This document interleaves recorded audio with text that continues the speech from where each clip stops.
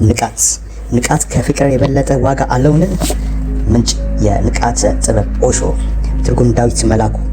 ይህም የንቃት ጥበብ ከተሰኘው መጽሐፍ ላይ የተወሰደች አጭር ጽሑፍ ነች። የመጨረሻ ከፍታ ላይ መድረስ የሚቻለው ሁሉም ዋጋ የምንሰጣቸው ነገሮች እንደ እውነት፣ ፍቅር፣ ንቃት፣ ምልኡነት የመሳሰሉት በተረጋጋ ሁኔታ ላይ ሆነው ጸጥ ሲሉ ነው። የመጨረሻ ጥግ ላይ ስትደርሱ አንዱ ከአንዱ ሊበላለጡ ሊለያዩ አይችሉም። የተለያዩ መስለውም የሚታዩን ባለመንቃት ውስጥ በሚገኘው የጨለማ ሸለቆ ውስጥ ስንገኝ ብቻ ነው። ሊለያዩ የሚችሉት ከሌሎች ነገሮች ጋር ተቀይጠው ሲመረዙ ብቻ ነው። ያልተመረዙና የጠሩ ከሆኑ ግን አንድ ይሆናሉ። እጅግ በጣም እየጠሩ በመጡ ቁጥር ደግሞ እርስ በራሳቸው የተጠባበቁና የማይነጣጠሉ ይሆናሉ። ለምሳሌ በርካታ የሆኑ ዋጋ የምንሰጣቸው ነገሮች በየደረጃ ተከፋፍለው ይገኛሉ። እያንዳንዳቸው በማህበረሰቡ ለሚያስቀምጥልን ከፍታ ደረጃ እንደ መወጣጫ መሰላል በመሆን ያገለግላሉ። ፍቅር ማለት ሴሰኝነት ብቻ ሲሆን ዝቅተኛ ዋጋ ይይዝና እስከ ገሃነብ የሚለውን ደረጃ ያገኛል። ነገር ግን ፍቅር ጸሎት ሲሆን ከፍተኛውን የክብር ቦታ ያገኘና እስከ ገነት ጥግ ይደርሳል። ነገር ግን በእነዚህ ሁለቱ መካከል በርካታ የሆኑ በቀላሉ ሊታዩ የማይችሉ እርከኖች አሉ። ፍቅር ሴሰኝነት በሚሆን ጊዜ 100ኛውን ክፍል ሲይዝ ቀሪው 99 ከመቶ የሚይዙትን ምቀኛ ስጋዊ ፍላጎት፣ የኩራት ስሜት፣ እንደ የግል ንብረት መቁጠር፣ ብስጭት የመሳሰሉት ሌሎች ነገሮች ይሆናሉ። ይህ በይበልጥ አካላዊና ስሜታዊ እንጂ ከዚህ ባለፈ የሚሰማ ነገር የለውም። እንደውም ቆዳን ዘልቆ የማይገባና የታይታ ብቻ ነው። ከፍ እያላችሁ ስትሄዱ ግን ነገሮች ጥልቀት እያገኙና አዲስ ገጽታን እያገኙ ይመጣሉ። ቁስ አካላዊ ገጽታ የነበራቸው ስነ ልቦናዊ ገጽታዎችን ይይዛል። ስነ ፍጥረታዊ ብቻ የነበሩ ነገሮች ወደ ስነ ልቦናዊነት ይቀየራሉ። ስነ ፍጥረትን ከሌሎች እንስሳት ጋር የምንጋራው ነገር ሲሆን፣ ስነ ልቦናዊነት ግን ለሰው ብቻ የተሰጠ ታላቅ ጸጋ ነው። ፍቅር ከፍ ወዳለ ደረጃ እያደገ ወይም ጥልቅ እየሆነ ሲመጣ መንፈሳዊ ይዘትን እየተላበሰ እየጎመራ ይመጣል። የእውነት አንዱ አካል ይሆናል።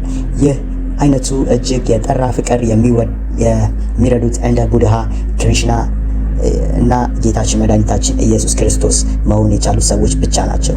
ፍቅር 100% የጠራ ሲሆን ብቃትና በፍቅር መካከል ምንም ልዩነት ልታወጡላቸው አትችሉም። ሁለት ነገሮች መሆናቸው ያበቃለታል። በፍቅር እና በእግዚአብሔር መካከል ምንም ልዩነት ልታገኙ አትችሉም። ሁለትነት የሚባል ነገርም ስለማይኖራቸው አንድ ይሆናሉ። ጌታችን መድኃኒታችን ኢየሱስ ክርስቶስም እግዚአብሔር ፍቅር ነው ያለው ለዚህ ነው። ሁለቱንም እንደ አንድ አድርጎ ነው ያስቀመጣቸው። ይህ ንግግሩ ከጥልቅ አመለካከት የመነጨ ነው። ላዩን ሲመለከቱት ሁሉም ነገር ከሌላው የተነጠለና ለብቻው ያለ ይመስላል። ነገር ግን ወደ መሀል እየገባችሁ ስትሄዱ ይህ ብዙነቱ እየቀለጠ እየሟሸሸ ይመጣልና አንድ ብቻ ሆኖ ይመጣል። በዚህም በመሃሉ ላይ ሁሉም ነገር አንድ ብቻ ሆኖ ይመጣል። በዚህም በመሃሉ ላይ ሁሉ ነገር አንድ ነው። ስለዚህም ቪራንድራ የጠየቀው ጥያቄ ልክ ሊሆን የሚችለው የፍቅር የንቃተ ህሊና ከፍታ የጠራ ደረጃ ካልተረዳው ብቻ ነው። እንደ ኤቨረስት ተራራ ጫፍ ከላይ ያለው የመጨረሻ ጥጉ በከፊል እንኳን ብታየው ኖሮ ይህ ጥያቄ ፍጹም አስፈላጊ በሆነብህ ነበር። ንቃት ከፍቅር የበለጠ ከፍተኛ ዋጋ አለ ወይ ብለህ ጠይቃል። ከፍተኛ እንዲሁም ዝቅተኛ የሚባል የሆነ ነገር ጨርሶ የለውም። እውነቱን ለመናገር ሁለት ዋጋ ያላቸው ነገሮች አብረው አይኖሩም። ያሉት ሁለት ጫፍ የሚደርሱ ናቸው።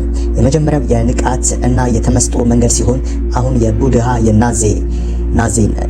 የቡድሃና የዜን መንገድ እያለን የምንጠራው ማለት ነው። ሁለተኛው ደግሞ የፍቅር መንገድ ነው። ይህኛው ራሱንና ጊዜን ለፍቅር የሚሰዋ የተሰጠ እና የታላቁ ጌታችን መድኃኒታችን የክርስቶስ መንገድ ነው። ስትጀምራቸው አካባቢው እነዚህ ሁለት መንገዶች ይለያያሉ። መምረጥ ያለባችሁ እናንተ ናችሁ። ነገር ግን የትኛው መንገድ ይዛችሁ ብትጓዙ የሚያደርሳችሁ ከፍተኛ ቦታ ተመሳሳይ ነው። ከዚህም የመጨረሻ ከፍተኛ ቦታ ላይ ለመድረስ ተቃረቡ ደግሞ ሌላኛው መንገድ ተከታትለው የመጡ ተጓዦች ወደ እናንተ በጣም እየቀረቡ ስለሚመጡ ያስደንቃቸዋል። ቀስ በቀስም እነዚህ ሁለት የነበሩ መንገዶች እርስ በእርስ በመደራረብ ይጀምራሉ። ከዚያም በኋላ የመጨረሻ እውነት ላይ አንድ ላይ በመሆን ይደርሳሉ። የንቃትን መንገድ ተከትሎ የሄደ ሰው በንቃት አማካኝነት ፍቅርን ያገኛል።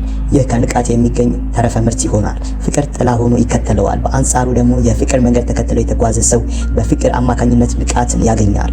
ይህኛው ለእርሱ በፍቅር አማካኝነት የሚያገኘው ተጨማሪ ነገር በመሆን ፍቅርን እንደ ጥላ ተከትሎት የሚመጣ ነው። ስለዚህ እነዚህ ሁለት የአንድ ሳንቲም ሁለት ገጽታዎች ናቸው።